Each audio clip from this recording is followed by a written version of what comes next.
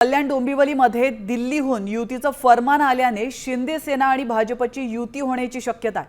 ही युती झाली तर निवडणूक मोठ्या प्रमाणात एकतर्फी होणार आहे। ठाकरे सेना आणि मनसेतील उरले सुरले माजी नगरसेवक भाजप शिंदे सेनेमध्ये प्रवेश करण्याची दाट शक्यता व्यक्त केली जाते। युती झाल्यास जागा वाटप हे शिंदे सेना आणि भाजप समोर प्रमुख आव्हान असणार आहे। मात्र महायुतीतील अजित पवारांच्या राष्ट्रवादीची भूमिका अद्याप अस्पष्ट आहे। तर दुसरीकडे उद्धव सेना आणि मनसे समोर सक्षम उमेदवार शोधणं आणि त्यांना ताकद देणं हे मोठं आव्हान असणार आहे।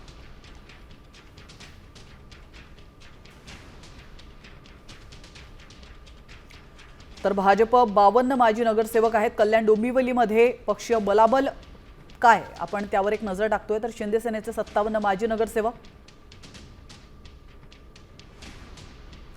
उद्धव सेनेचे 3 माजी नगरसेवक, तर राष्ट्रवादी अजित पवार गटाचे 2 माजी नगरसेवक, तर मनसेचे 3 माजी नगरसेवक,